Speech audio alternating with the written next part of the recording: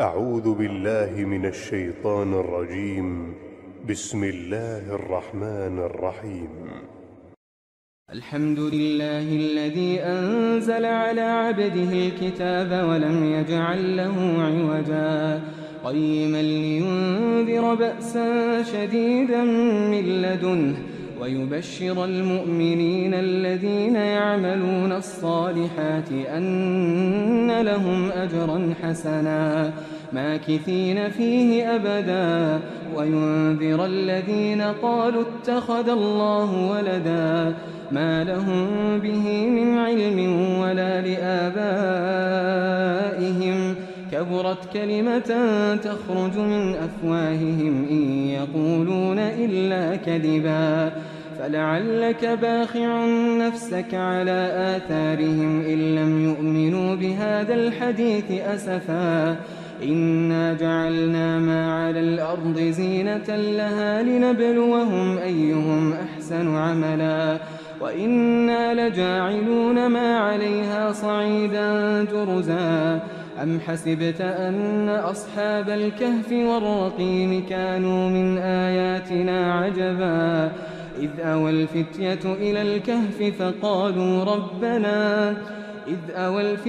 إلى الكهف فقالوا ربنا آتنا من لدنك رحمة وهيئ لنا من أمرنا رشدا فضربنا على آذانهم في الكهف سنين عددا ثم بعثناهم لنعلم أي الحزبين أحصى لما لبثوا أمدا نحن نقص عليك نبأهم بالحق إنهم فتية آمنوا بربهم وزدناهم هدى وربطنا على قلوبهم إذ قاموا فقالوا ربنا رب السماوات والأرض لن ندعو من دونه إلها لقد قلنا إذا شططا هؤلاء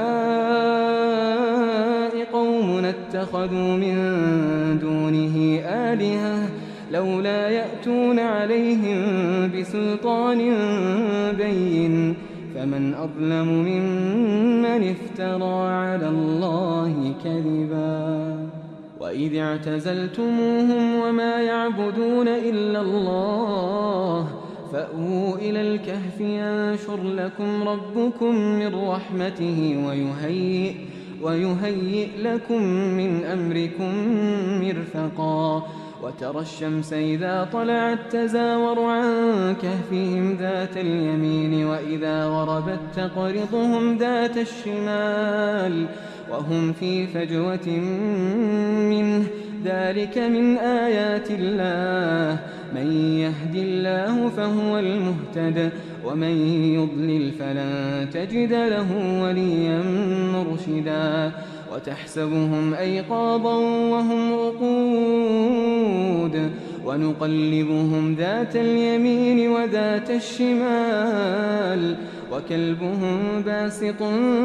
ذراعيه بالوصيد لو اطلعت عليهم لوليت منهم فرارا ولملئت منهم رعبا وكذلك بعثناهم ليتساءلوا بينهم قال قائل منهم كم لبثتم قالوا لبثنا يوما أو بعض يوم قالوا ربكم أعلم بما لبثتم فابعثوا أحدكم بورقكم هذه إلى المدينة فلينظر أيها أزكى طعاما فليأتكم برزق منه وليتلطف ولا يشعرن بكم أحدا إنهم إن يظهروا عليكم يرجموكم أو يعيدوكم في ملتهم ولن تفلحوا إذا أبدا وكذلك أعثرنا عليهم ليعلموا أن وعد الله حق وأن الساعة لا ريب فيها إذ يتنازعون بينهم أمرهم فقالوا ابنوا عليهم بنيانا ربهم أعلم بهم قال الذين غلبوا على أمرهم لنتخذن عليهم مسجدا سيقولون ثلاثة رابعهم كلبهم ويقولون خمسة سادسهم كلبهم رجما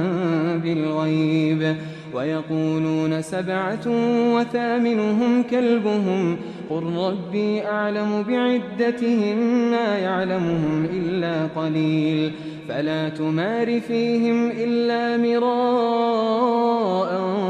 ظاهرا ولا تستفت فيهم منهم أحدا ولا تقولن لشيء إني فاعل ذلك غدا إلا أن يشاء الله واذكر ربك إذا نسيت وقل عسى أن يهديني ربي لأقرب من هذا رشدا ولبثوا في كهفهم 300 سنين وازدادوا 9 قل الله أعلم بما لبثوا له غيب السماوات والأرض أبصر به وأسمع ما لهم من دونه من ولي ولا يشرك في حكمه أحدا واتل ما أوحي إليك من كتاب ربك لا مبدل لكلماته ولن تجد من دونه ملتحدا واصبر نفسك مع الذين يدعون ربهم بالغداة والعشي يريدون وجهه ولا تعد عيناك عنهم تريد زينة الحياة الدنيا ولا تطع من أغفلنا قلبه عن ذكرنا واتبع هواه وكان أمره فرطا وقل الحق من ربكم فمن شاء فليؤمن ومن شاء فليكفر إنا أعتدنا للظالمين نارا أحاط بهم سرادقها وإن يستغيثوا يغاثوا بماء كالمهل يشوي الوجوه بئس الشراب وساءت مرتفقا إن الذين آمنوا وعملوا الصالحات إنا لا نضيع أجر من أحسن عملا أولئك لهم جنات عدن تجري من تحتهم الأنهار يحلون فيها من أساور من ذهب ويلبسون ثيابا خضرا من سندس واستبرق متكئين فيها على الأرائك نعم الثواب وحسنت مرتفقا واضرب لهم مثل الرجلين جعلنا لأحدهما جنتين من أعناب وحففناهما بنخل وجعلنا بينهما زرعا كلتا الجنتين آتت أكلها ولم تظلم منه شيئا وفجرنا خلالهما نهرا وكان له ثمر فقال لصاحبه وهو يحاوره أنا أكثر منك مالا وأعز نفرا ودخل جنته وهو ظالم لنفسه قال ما أظن أن تبيد هذه أبدا وما أظن الساعة قائمة ولئن رددت إلى ربي لأجدن خيرا منها منقلبا قال له صاحبه وهو يحاوره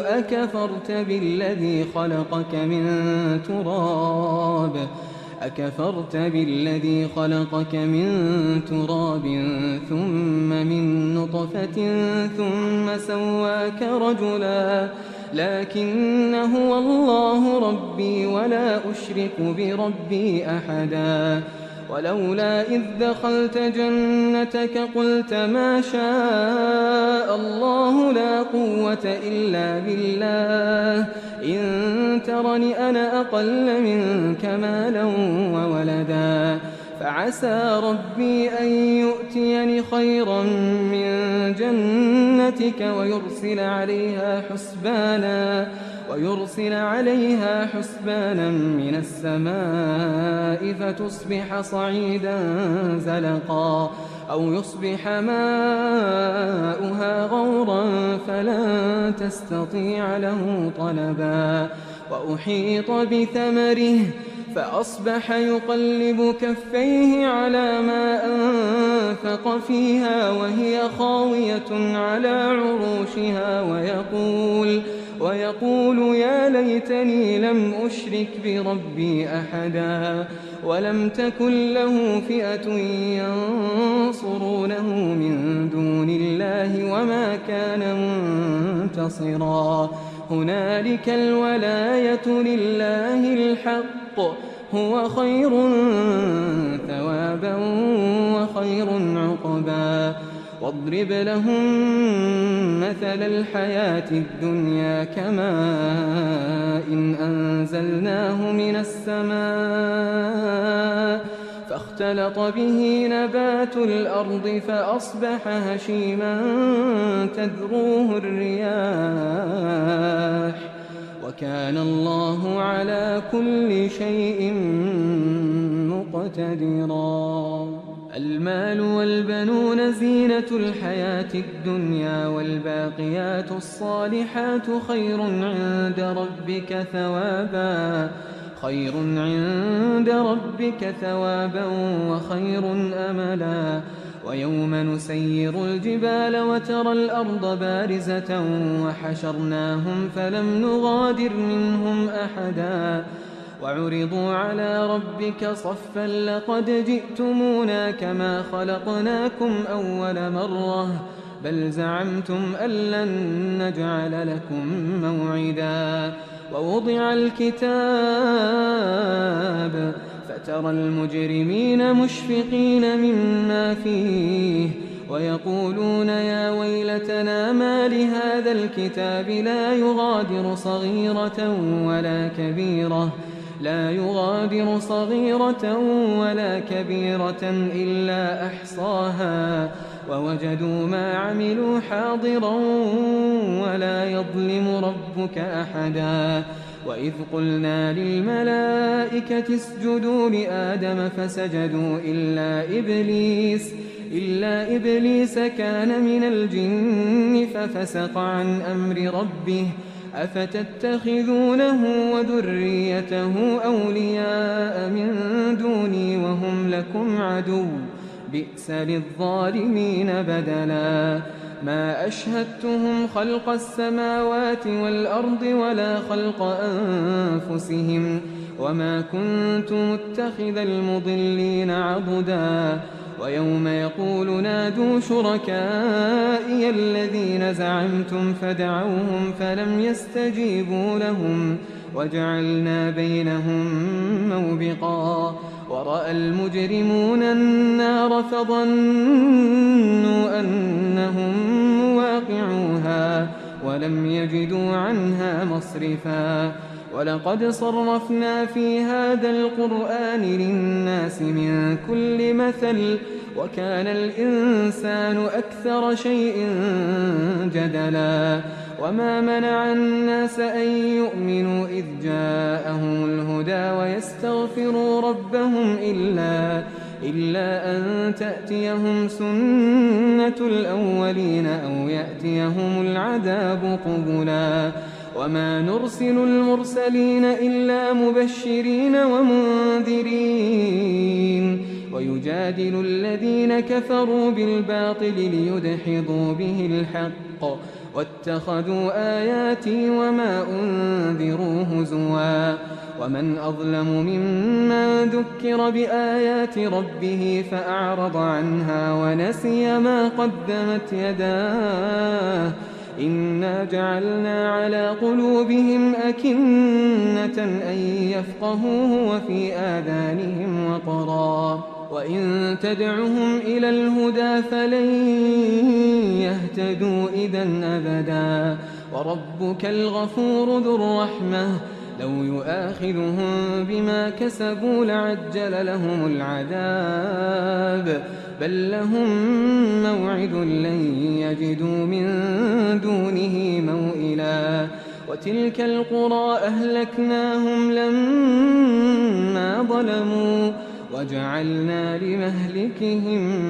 موعدا وإذ قال موسى لفتاه لا أبرح حتى أبلغ مجمع البحرين أو أمضي حقبا فلما بلغا مجمع بينهما نسيا حوتهما فاتخذ سبيله في البحر سربا فلما جاوزا قال لفتاه آتنا غداءنا لقد لقينا من سفرنا هذا نصبا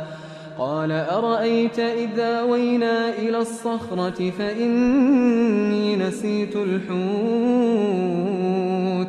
وما أنسانيه إلا الشيطان أن أذكره واتخذ سبيله في البحر عجبا قال ذلك ما كنا نبغي فارتدا على آثارهما قصصا فوجدا عبدا من عبادنا آتيناه رحمة من عندنا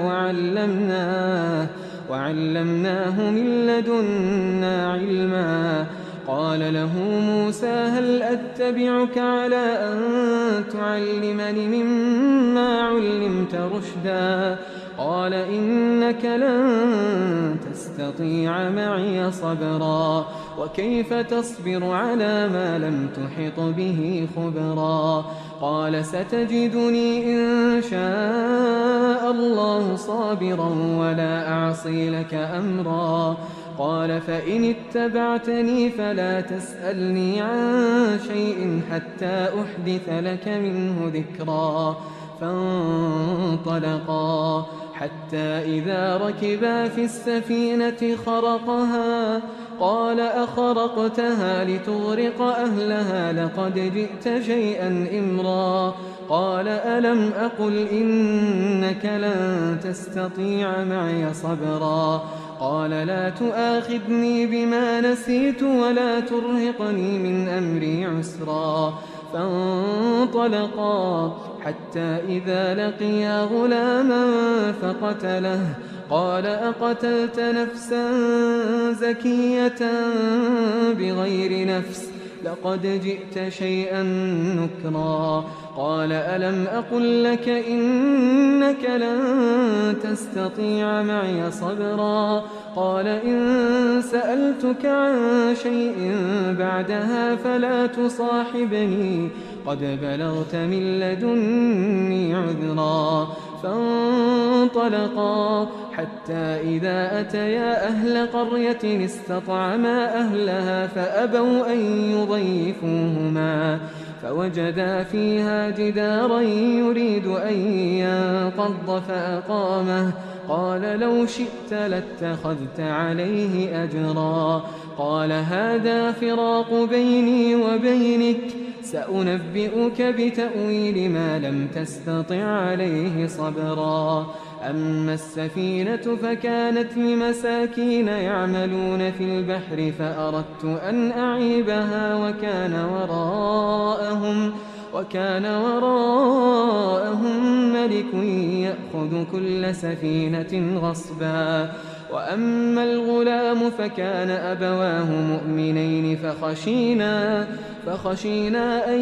يرهقهما طغيانا وكفرا فأردنا أن يبدلهما ربهما خيرا منه زكاة وأقرب رحما وأما الجدار فكان لغلامين يتيمين في المدينة وكان تحته كنز لهما وكان أبوهما صالحا فأراد ربك أن يبلغا أشدهما ويستخرجا كنزهما رحمة من ربك وما فعلته عن أمري ذلك تأويل ما لم تسطع عليه صبرا ويسألونك عن ذي القرنين قل سأتلو عليكم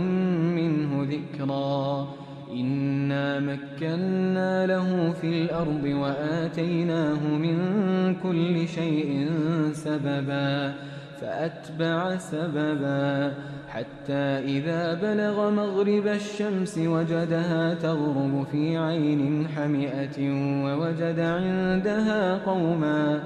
قلنا يا ذا القرنين إما أن تعذب وإما أن تتخذ فيهم حسنا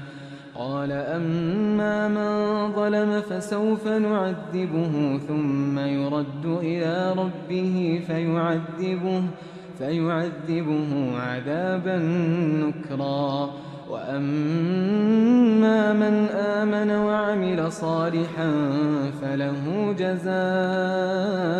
الحسنى وسنقول له من أمرنا يسرا ثم أتبع سببا حتى إذا بلغ مطلع الشمس وجدها تطلع على قوم لم نجعل لهم من دونها سترا كذلك وقد أحطنا بما لديه خبرا ثم أتبع سببا حتى إذا بلغ بين السدين وجد من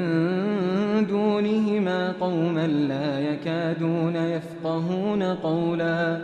قالوا يا ذا القرنين إن يأجوج ومأجوج مفسدون في الأرض فهل